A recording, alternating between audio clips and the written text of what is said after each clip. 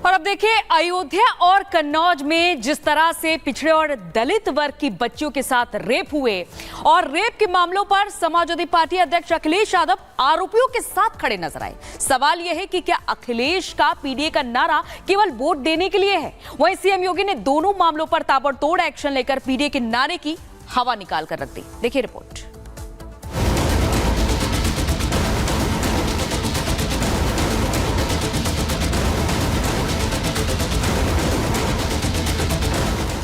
अयोध्या का मोहित खान और कन्नौज का नवाब सिंह यादव, सपा के इन दो चेहरों ने समाजवाद की परिभाषा बदल कर रखी। समाजवाद का झंडा बुलंद करने वाले इन दोनों नेताओं के कुकर्म को लेकर अखिलेश यादव ने भले ही चुप्पी साध ली हो, लेकिन कानून अपना काम कर रहा है।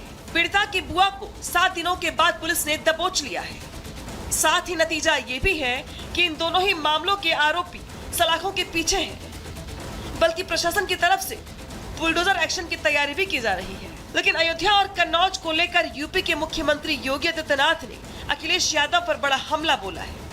उत्तर प्रदेश के पूर्व मुख्यमंत्री कल्याण सिंह की पुण्यतिथि के मौके पर समाजवादी पार्टी पर बड़ा हमला बोलते हुए मुख्यमंत्री योगी आदित्यनाथ ने कहा कि कल्याण सिंह को श्रद्धांजलि देने के लिए अखिलेश यादव के मुंह से एक शब्द नहीं निकला, लेकिन दुर्दांत अपराधियों के मरने पर वो फातिहा पढ़ने चले जाते हैं। और यही पीडीए का वास्तविक चरित्र भी है।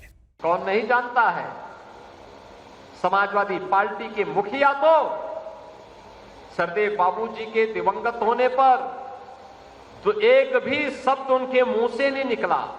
श्रद्धांजलि देने के लिए जाने की बात तो दूर, एक शब्द नहीं निकला। और वहीं प्रदेश का एक दुर्दांत माफिया मरा था तो फातिया पढ़ने के लिए उसके गांव तक चले गए थे।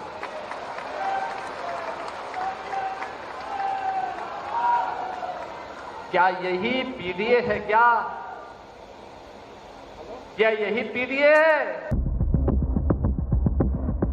सीएम योगी ने कहा कि सपा का चरित्र बालिकाओं के साथ हो रहे अपराध में भी साफ साफ नजर आता है। इनका चरित्र देखना है तो अयोध्या और कन्नौज में हुई घटनाओं को देखिए। ये पीडीए का वास्तविक चरित्र है और इसका वास्तविक चरित्र देखना है तो अयोध्या में एक निषाद बालिका के साथ जो घटना घटित हुई, कन्नौज में जो घटना घटित हुई, लखनऊ में जो कुछ घटित हुआ,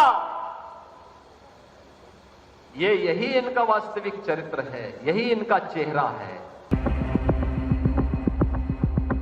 वैसे देखा जाए तो योगी आदित्यनाथ का अखिलेश यादव पर यह बयान भले ही राजनीतिक है, लेकिन गलत नहीं, क्योंकि ये वही अखिलेश यादव है जिनकी सरकार में माफिया फलते फूलते रही है। माफिया अतीक हो या फिर पूर्वांचल का डॉन कहा जाने वाला मुख्तार अंसारी, ये दुर्दांत अपराधी समाजवादी पार्टी के इस कदर चहेते बने रहे कि जब इन माफियाओं की मौत हुई तो अखिलेश यादव ने अतीक अहमद से लेकर माफिया मुख्तार की मौत पर सवाल खड़े करते हुए सरकार पर गंभीर आरोप भी लगाए, जांच की मांग भी की।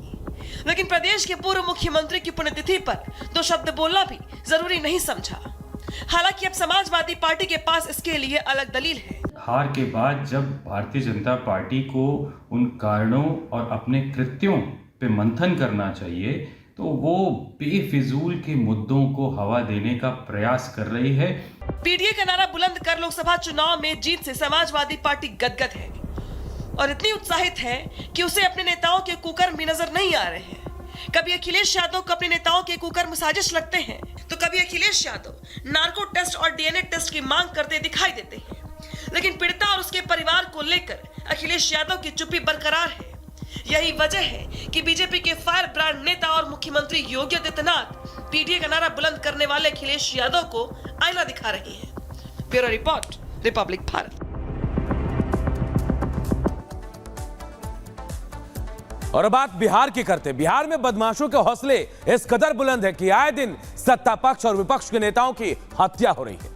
हाजीपुर में भी कुछ ऐसा ही हुआ जहां एक पार्षद को गोलियों से छलनी कर दिया गया। पूरी खबर इस रिपोर्ट में बताते हैं आपको।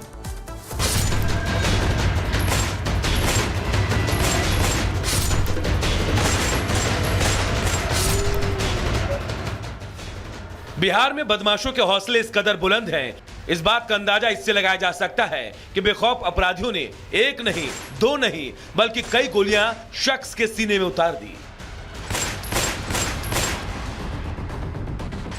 यह घटना बिहार के हाजीपुर की है, जहां बाइक सवार बदमाशों ने पार्षद को गोलियों से छलनी कर दिया। यह घटना उस वक्त हुई जब पार्षद पंकज राय कुछ लोगों के साथ अपनी दुकान के बाहर बैठे थे। तभी बाइक सवार 3 लोग वहां पहुंच गए। पार्षद पंकज राय और उसके साथ बैठे लोग को समझ पाते तभी बदमाशों ने पार्षद पर अंधाधुंध फायरिंग शुरू कर दी। इस घटना से वहां हड़कंप मच गया। लोग गोलियों से बचने के लिए भागने लगे। वहीं पंकज राय ने भी भागने की कोशिश की, लेकिन बदमाशों ने ताबड़तोड़ फायरिंग कर उसे जमीन पर गिरा दिया, जबकि घटना को अंजाम देकर आरोपी फरार हो गए। आनन फानन में परिवार वाले पार्षद को अस्पताल ले गए, जहां डॉक्टरों ने पंकज राय को मृत घोषित कर दिया। जैसे इस घटना की जानकारी लोगों को मिली, अस्पताल के बाहर भीड़ जमा हो गई। यही नहीं, मौके पर आरजेडी विधायक मुकेश रोशन भी समर्थकों के साथ पहुंच गए। मुकेश रोशन ने बिहार में कानून व्यवस्था पर सवाल उठाए।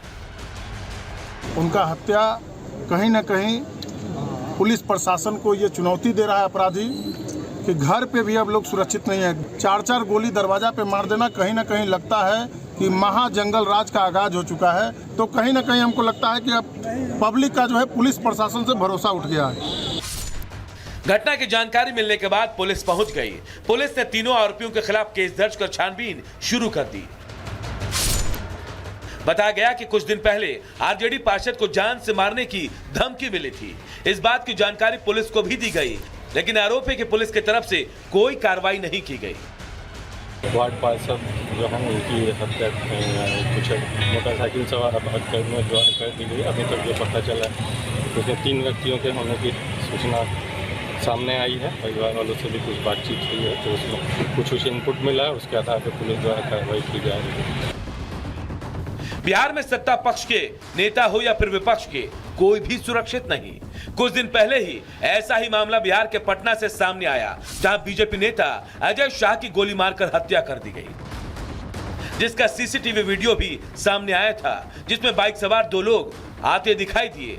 लगातार नेताओं की हत्या की खबरें सामने आने के बाद नीतीश सरकार पर सवाल खड़े हो रहे हैं। बिहार में नीतीश बाबू का कैसा सुशासन, जहां बदमाश जिसको चाहे मौत के घाट उतार दे रहे हैं। Bureau report, Republic Bharat.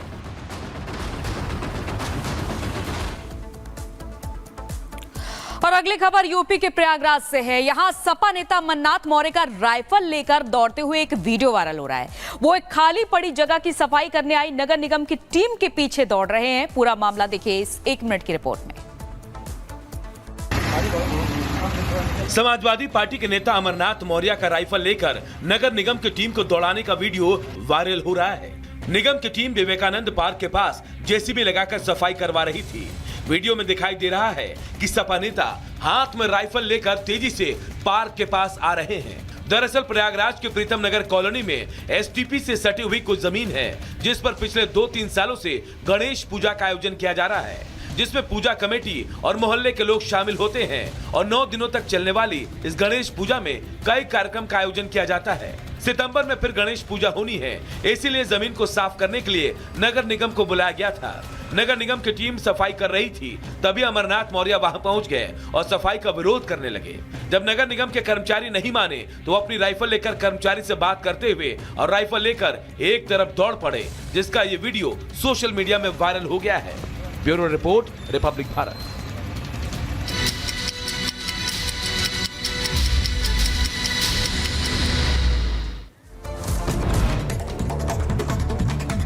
Kolkata के आरजीकर मेडिकल कॉलेज में ट्रेनी डॉक्टर से बलात्कार और हत्या के मामले में आज सुप्रीम कोर्ट में सुनवाई होगी। सुप्रीम कोर्ट ने पिछली सुनवाई के दौरान सीबीआई से स्टेटस रिपोर्ट मांगी थी। सुप्रीम कोर्ट के मुख्य न्यायाधीश जस्टिस डीवाई चंद्रचूड़, जस्टिस जेबी पारदीवाला और जस्टिस मनोज मिश्रा के बेंच करेगी सुनवाई। सुप्रीम कोर्ट के आदेश पर आज सीबीआई चीफ जस्टिस के समक्ष कोलकाता रेप केस में अभी तक की गई जांच की विस्तृत रिपोर्ट पेश करेगी। सुप्रीम कोर्ट में आज सीबीआई बताएगी कि उनकी जांच कहां तक पहुंची है और इस मामले में अब तक कितने लोगों के बयान दर्ज किए गए हैं। आरोपी संजय राय ने पूछताछ में अब तक क्या क्या कबूल किया है, फॉरेंसिक रिपोर्ट में क्या निकला है। आरजीकर मेडिकल कॉलेज के प्रिंसिपल